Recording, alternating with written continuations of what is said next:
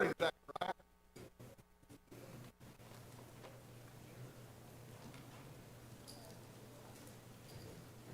finished up Haggai last week. Haggai. Choked on it. Jim, how do you say that book? Haggai. I think Haggai. Well, Holly, how do you say it? Right.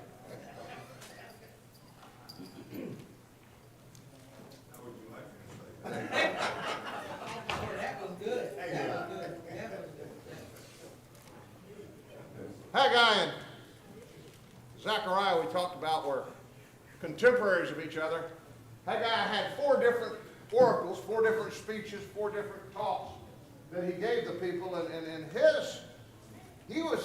Haggai was a very blunt prophet. He sort of said it like it was. Didn't talk a lot. Carla pointed out that it's the only book in the Bible that's only got 2 chapters. Not many verses, and Haggai had one message, and that was, get busy and rebuild the temple. And he just said it like it was. And God will bless your work. You've not set your priorities in order. Get your priorities right. God will bless you. And then last week we spent some time looking at Zerubbabel. Today we introduce Zechariah. Zechariah is going to be a very, very different book. Again, he's the next to last book in the Old Testament, one of those post-exile, the prophets after the exile. And he is going to, his book is way different. What do you know about Zechariah?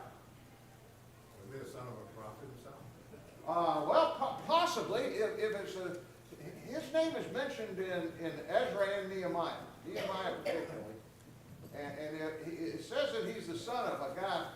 I'm almost afraid to pronounce anything. Say off. Iddo, Iddu.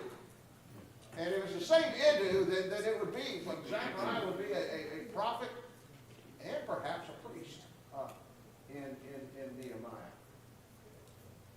There's another possibility, there's a Zechariah mentioned that Jesus mentions in Matthew 23, the son of another guy, but it's not likely that they were the same guy. The one in Matthew 23 was one of the ones that he said that they killed, that their father was killed. But it's probably not the same Zechariah. What else do we know about Zechariah? Maybe not a lot about the prophet, but even about the book. What are some things you know about the book?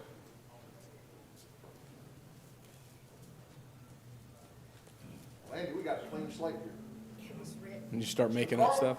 Something about you're trying to tell them not to be like their father. Okay, let's move on to Malachi.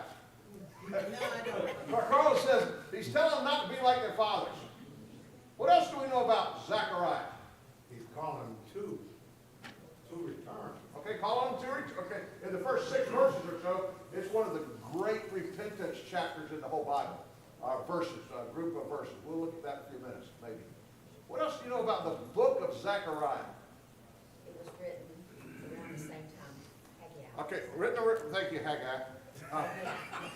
Written around the same time. In fact, and the thing about Haggai's prophecies and Zechariah, they're dated.